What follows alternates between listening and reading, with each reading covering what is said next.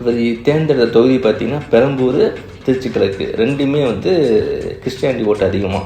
அதனால ஜோசப் விஜய், இது வரைக்கும் விஜய் இப்போ ஜோசப் விஜய் ஆகிட்டாப்புல. ஜோசப் விஜய் நிற்கிறேன்ட்டு பிரச்சாரம் பண்ண ஆரம்பிச்சிட்டாங்க. ஏன்னா கிறிஸ்டின் ஓட்டெலாம் வரும்ன்ட்டு. இங்கே 2 தொகுதி, ஒரு தொகுதி என்ன தோற்றுருவோன்னு பயம், அந்த பயத்தை வச்சு 2 தொகுதி நின்றுட்டு நீ அடுத்தவன் சவால் விட்டுருக்க. உனக்கே தைரியம் கிடையாது, உனக்கே தைரியம் இல்லாமல் தான் நீ இருக்க. நீ வந்து வரவன் போனோம்னா சவால் விட்டுட்டு உட்காந்துருக்க. நீ தைரியமான இருந்தால் ஒரு தொகுதி நின்று இருக்கணும். ஒரு தொகுதி நிற்காம 2 தொகுதி நின்றுட்டு நீ அடுத்தவனுக்கு என்ன சவால் விட்டுக்கிட்டு இருக்க? உனக்கே அந்த தைரியம் கிடையாது.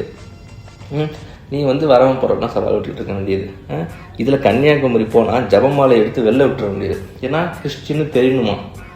என்னம்மா ஆக்டிங், என்னம்மா அரசியல். இந்த ஆக்டிங் நீங்கள் வந்து படத்தில் போட்டு தான் நேஷ்னல் அவார்டே வாங்கியிருக்கலாம். அங்கெல்லாம் விட்டுட்டு அரசியல் நடிக்கிறப்பான்னு ஜபமாலை எடுத்து கன்னியாகுமரி வெளில வருது என்ன? அதுக்கப்புறம் வந்து சர்ச்சில் போய் முட்டியை போட்டு